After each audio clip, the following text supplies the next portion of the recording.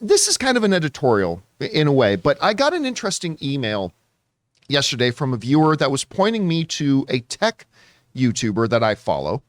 And the tech YouTuber was basically known for reviewing a lot of Apple stuff, but the tech YouTuber was basically giving their story about how they got blacklisted from Apple's PR department. And the person was asking me, like, is this similar to how, like, movie studio PR departments work with online personalities and stuff like that? And how does that work? And I thought that's an interesting question. So I thought I would just take a second here to kind of give you guys a quick rundown about how some of your favorite online movie personalities, whether it's, you know, a Dan Murrell or a Real Rejects, or you watch the John Campea Show, whatever, give you guys just a little bit of an insight into how that dynamic works, because there's some things people don't realize, and there's some massive misinformation out there as well about how that whole thing works. So there is this perception out there that people who can't stand that others like a movie that they don't like will often perpetuate. And you know how it goes. Somebody doesn't like a movie, but they see that the critics like it. When that happens to me, I go, hey, I'm in the minority on this one. The critics really loved it. I didn't. All good. But you know that there's a lot of people out there that'll go, well, the critics were paid off. Or this is one of my favorites. The critics only gave it a good review because they're afraid they won't get invited to these sweet screenings anymore if they don't. And I'm like, your stupidity knows no limits. But okay, so let me just clear up a couple of those things here. Movie studio PR departments don't care if a critic likes or doesn't like a movie. To a PR department in a studio, it doesn't affect them one way or the other if critics love or hate a movie. Did you know that? I mean, I know that sounds counterintuitive, and it does. But a PR person at a studio, they don't care if critics love or hate a movie, because that's not what a PR person at a studio's job is. A PR person at a studio, their job is to get a movie coverage. The PR person at a studio, they're only responsible to get the media talking about something, to make sure the media or the online personalities are aware of something. And once they do, and once articles are written and thought pieces are published and all that kind of stuff, the PR person don't give two squirts of piss whether you like the movie or not. They really don't care. Here's a great example.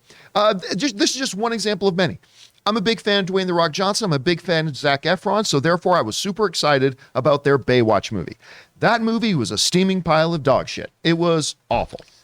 And I got invited to the Paramount lot. I went into one of their historic, iconic theaters on the lot, sat in there as they presented me with this Baywatch movie, and it was awful. And I got online and I talked about just how bad that movie is. It's really bad, despite this got some of my favorite people in it, right? A couple days later, I get a call from a PR dude at Paramount saying, wow, you really didn't like Baywatch, huh? I'm like, dude, it was really, really bad. Next day, I literally 24 hours later, I got my invite to the next Paramount screen.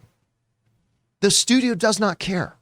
This fake narrative that gets pitched around there that, oh, if a critic doesn't like a movie, they won't get invited to screenings anymore. Guess what? Every critic you read have given a lot of negative reviews to studios' movies that they still get invited to all the time, as do I. It's completely irrelevant. It doesn't matter. So there's that one little thing. There's another false idea out there that, of course the critics are going to say they like it because they get those sweet swag bags when they go to the events. Let me tell you about these sweet swag bags, all right? There's a perception out there that when you hear swag bag, you think of like the Oscars, where people get diamond Tiffany earrings in a bag and stuff like that. Yeah, what's that alien that...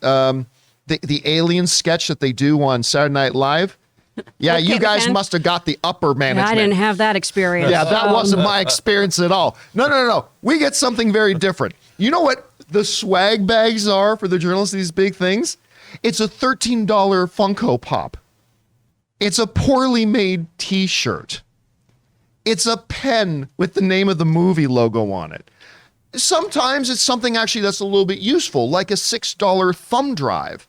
Like a 128 gigabyte thumb drive with the movie logo on it. I mean, it's just stuff like that. It's nothing that you can't go to a Target and buy for probably $25. these sweet swag bags, while sometimes there's some pretty cool stuff in there. Absolutely. There is no online personality and no journalist who's going to give a positive review out of fear of losing those sweet swag bags. Yeah. I mean, nobody really cares. So there's that. I'll tell you at the bottom line what the PR people at these studios are looking for in their relationships with online personalities. They're just looking for people to be fair. That's it. And when I hated Baywatch, I listed down, this is all the reasons it doesn't work for me. I didn't make 28 hit pieces about Baywatch. I didn't talk about Baywatch every day for 6 months and talk about how everybody at Paramount is mentally incapacitated. I didn't. No, I just say, look, I saw this movie, everybody.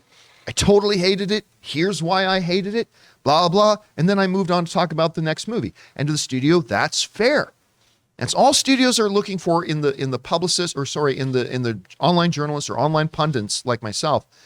That's all they're looking for, is just people who will be fair. Now, there are lines online personalities like myself should not cross that sometimes we do. Embargoes is one of them. I remember one time I felt horrible about this. I remember this one time, I won't say which movie it was, but there was a Universal movie. There was an embargo date, and I published my review a day early. And like, I don't know what kind of CIA surveillance they have, but it couldn't have been more than 3 minutes after I published that I got this call from the PR rep at Universal, who I know. Like, yeah, hey, just wanted to chat with you for a second. Notice your review is up now. I'm like, yeah? Like, there is an embargo till tomorrow. I'm like, no, the embargo's today. I'm like, no, it's tomorrow. I said, look, I've got the email right here, and holy shit, the embargo's tomorrow. So yeah, like that, I felt absolutely terrible about. There have been times that I have reported on wrong information that then the publicists at a thing will get in touch with me. See, because the publicist's job is also making sure an accurate message about what their projects are is getting out there.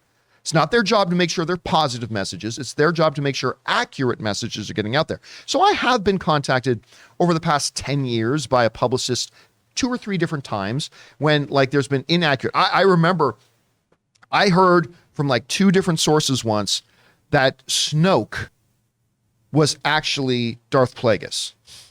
I got from 2 separate independent sources.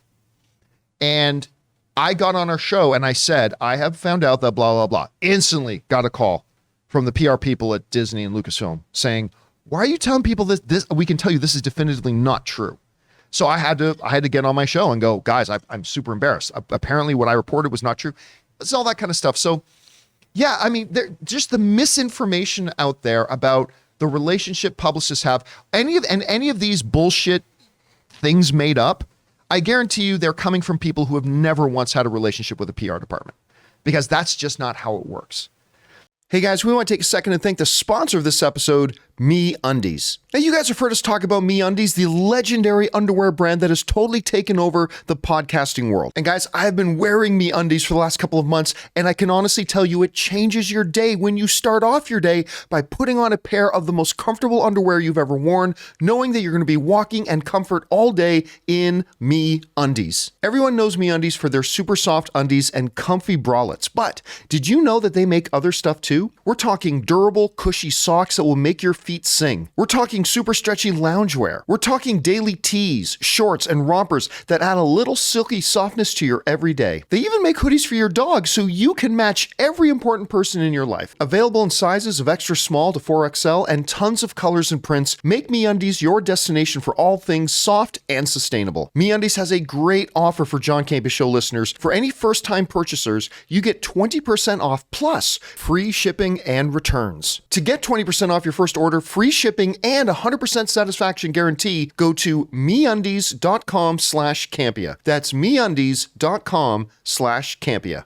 Anyway, there's that. Rob, I just want to throw it over to you a second. You've had to work with PR people before on different ways, both as a creator and a filmmaker who've had PR people working on your project for you and on the other side as well. What would you add to that? Well, one of the things, the studios already know if their movies are good or bad. Yes, they do. I mean, the publicity people already know. So it's like if you're going to pan a movie that comes out like a Baywatch or something, I think like you, John, I think most of us look at things and want them to be good. Like, who takes pleasure if something's bad?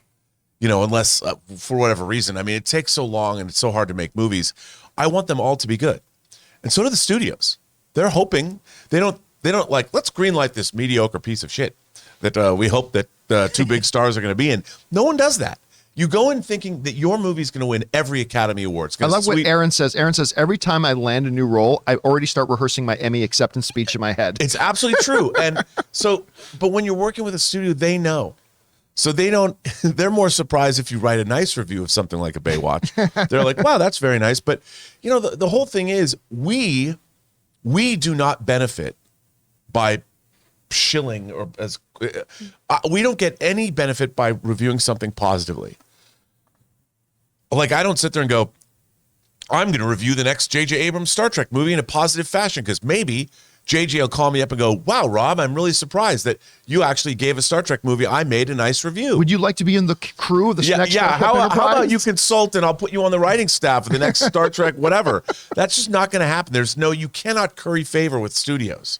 And like I said, somebody even accused me on Twitter this weekend. They're like, oh, well, you're talking about the third season of Picard as it's really good.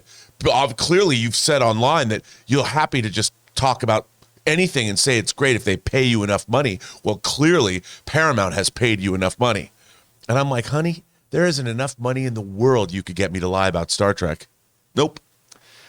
Nobody does that. By the way, I want to just point out one other thing too.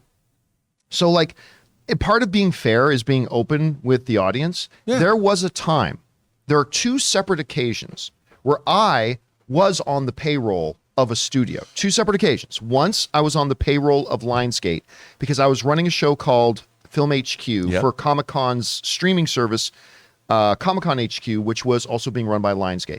So whenever I had to review a movie that was associated with Lionsgate, I always gave that disclaimer. Just so you guys know, I run Film HQ. Film HQ is bankrolled by Lionsgate. I am on Lionsgate's bankroll. And then I would proceed to shit on Lionsgate's movie. But I had to give that disclaimer. The other time, of course, was when my wife was a bigwig over at Hasbro.